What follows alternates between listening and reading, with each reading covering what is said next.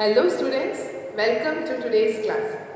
I hope you all have watched our yesterday's video where we had discussed or we were in the 11th chapter of your English course book, that is Japan and Brazil through a traveler's eye.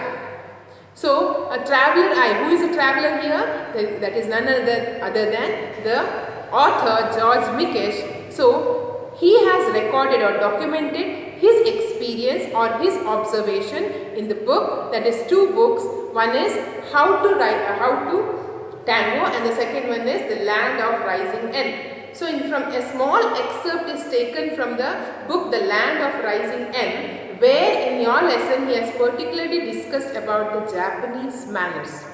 In today's class we shall see one more excerpt taken from his book How to Tango, where he had discussed about the traffic in Brazil. So the writer had been to Brazil where he observes the traffic there, and there he has written that in this book. So let's see what are his observations about the traffic in Brazil. So he says, when you talk about traffic, usually if in the morning or in the evening, it will be very, everyone will be in a hurry. Okay, but he says in the opening line, I hope you have textbooks with you. Please open the textbook and see traffic in Brazil. So he says nobody hurries in Brazil. So everyone are so much calm and cool there that they are not in a hurry. So it does not really matter whether you reach your destination an hour too soon, a day late, or not at all. So they are all a leisurely kind of attitude. They are all having a leisurely kind of attitude that it doesn't matter for them whether they reach any place a day late or an hour late, or maybe he says an hour too soon or a day late. So he mockingly or he sarcastically speaks about the punctuality or the value of punctuality they possess. So they are not known for punctuality, he says. So it doesn't matter for them whether they reach any place too early or too late. They have enough time for everything. They are not in a hurry, they do not hurry for anything. So that's why he gives us a reference. He says the grey pavements in the streets of Copacabana are often decorated with beautiful black mosaics, a unique type of decoration. Only a people alive to beauty in their surroundings and who have plenty of time for contemplation during their meditative ambulatory exercises would take the trouble to decorate the pavements they walk on. So he says, wow, the reference he gives, he says, if I want to prove that they are very leisurely kind of people, you have to just look at the pavements or the footpath where people go for a walk. Okay, you have seen footpaths, right? Where people walk. Pavement andre anta footpath. Footpath alli yaru walk ಮಾಡ್ತಾರೆ? Pedestrians. Please note down. Pedestrians andre yaru? You will encounter this word. You will come across this word as you read. Pedestrian andre ಪಾದಚಾರಿಗಳು. Okay, pavement andre footpath. Okay, so he says our ಎಷ್ಟೊಂದು laid back attitude ಅವರಂದ್ರೆ just ನೀವು ಅವರ footpath ನೋಡಿದ್ರೆ ಗೊತ್ತಾಗ್ತದೆ. How are their footpaths or how are their pavements? The grey pavements in the streets of Copacabana. Copacabana is a place name. Copacabana is a name of a place or in Brazil, where he says with the grey pavement, the pavement is very grey color and is decorated with beautiful black mosaics. How is the pavement? It is decorated with a material, a mosaic. Mosaic material alli adannu decorate ಮಾಡಿದ್ದಾರೆ. A unique type of decoration. Only people alive to beauty in their surrounding. ಇದು ಹೇಗೆ ಸಾಧ್ಯ?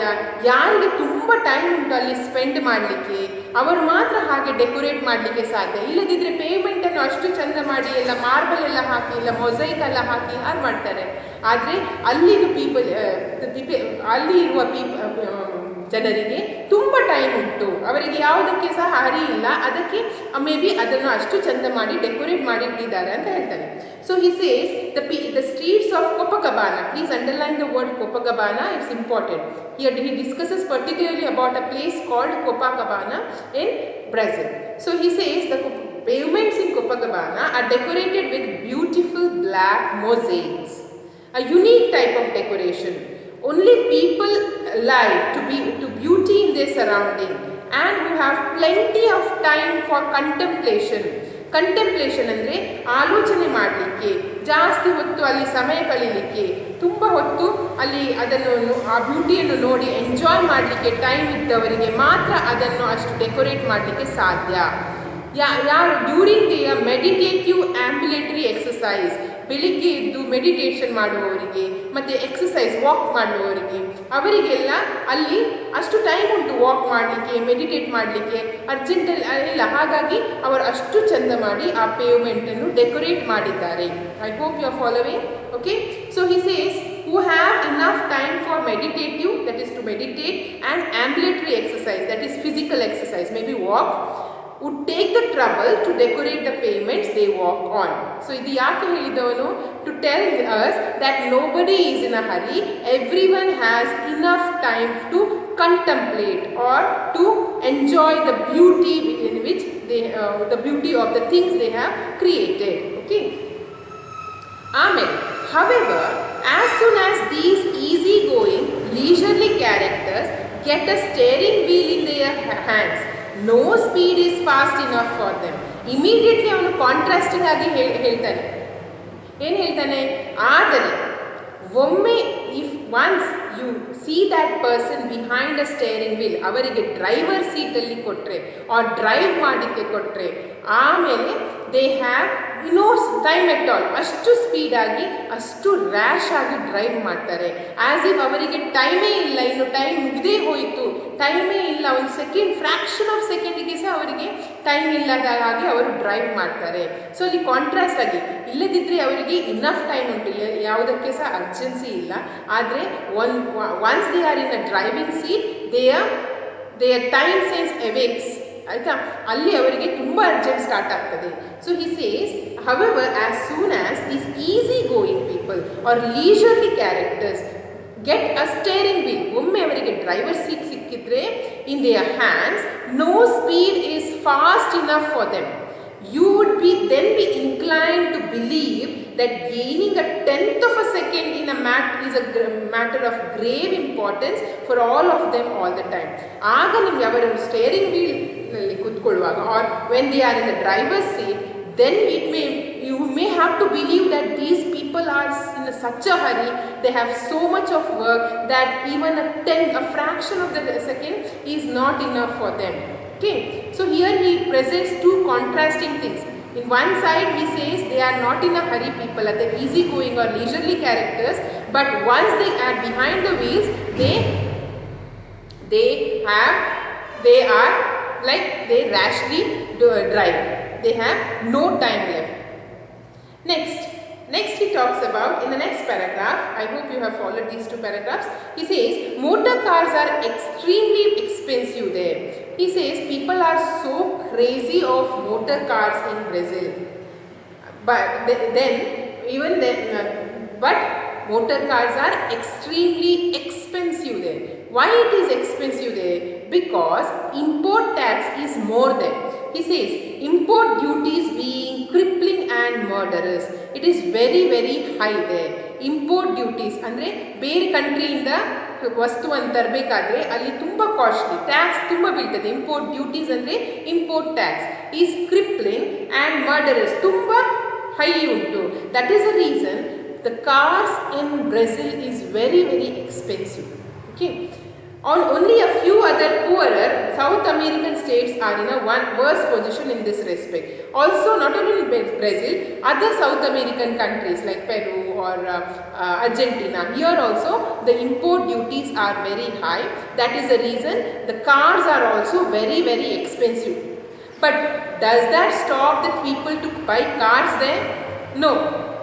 Complaints are universal. He says complaints are because the duties are more, import duty taxes are more. That's why the cars are very expensive in certain parts of the country. So Brazil is one such country.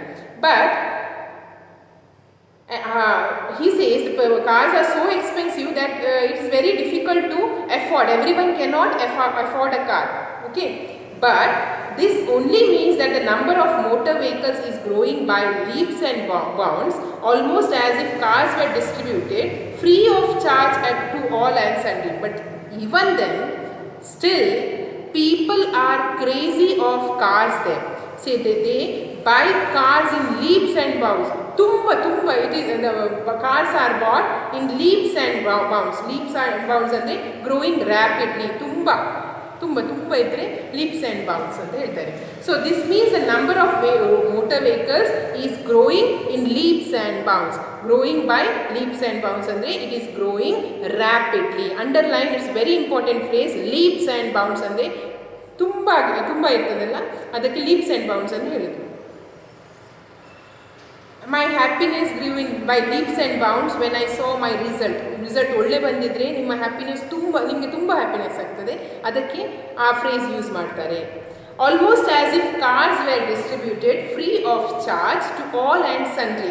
All and sundry ಅಂದರೆ ಎಲ್ಲರಿಗೂ, several, everyone. All and sundry ಸಹ ಒಂದು phrase underline ಮಾಡಿ, it is important. All and sundry ಅಂದರೆ ಎಲ್ಲರಿಗೂ, several people or everybody. Okay, what is he trying to tell here? The writer says the cars are very expensive in Brazil. Even then, people are crazy of cars and they buy it, and the number of vehicles are increasing nowadays too much, as if the cars are distributed free there.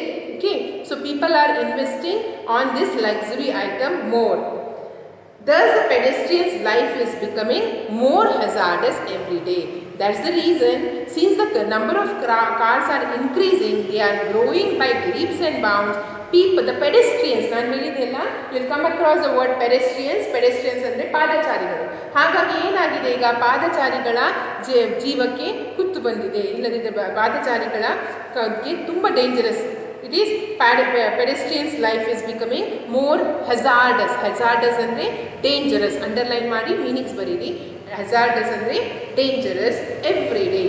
So even in India we have seen pedestrians have no value. Cars are ready to move, or vehicles are bikes, motorcycles are ready to move even in the footpath, isn't it? So it is not that the drivers do not care about pedestrians. So does that mean the drivers are not worried, they do not care about pedestrians? No, the trouble is that they do not care about them. They are in fact on the lookout for them. As soon as a driver notices a pedestrian step off the pavement, he regards him as a fair game. ಆದರೆ it is not that the drivers game, they do not care about pedestrians. He says the drivers want pedestrians for their game. They regard them as fair game. Pedestrians ಇದ್ದರೆ, ಪಾದಚಾರಿಗಳಿದ್ದರೆ ಅವರಿಗೆ ತುಂಬ ಖುಷಿ, ಅವರನ್ನೊಂದು game ಆಗಿ treat ಮಾಡ್ತಾರೆ. as soon as the pedestrians step off, OFF ಅಲ್ಲಿ ನೋಡಿ, of the payment, ಒಮ್ಮೆ ಫುಟ್ಪಾದಿಂದ ಕೆಳಗೆ ರೋಡಿಗೆ ಕಾಲ್ ಇಡುವಾಗ, they regard him as a fair game. ಯಾವ ಥರದ್ದು game? he aims and accelerates. ಆಗ ಏನು ಮಾಡ್ತಾರೆ? they take the pleasure by pressing the accelerator. ಸ್ಪೀಡನ್ನು ಇನ್ಕ್ರೀಸ್ ಮಾಡಿ ಅವರನ್ನು ಓಡಿಸುವುದು, ಆಯಿತಾ? ಅವರನ್ನು ಓಡುವ ಹಾಗೆ ಮಾಡಲಿಕ್ಕೆ ಅದೊಂದು ಅವರಿಗೆ ಗೇಮ್, ಒಂದು ಕ್ರೇಜ್ ಅವರಿಗೆ.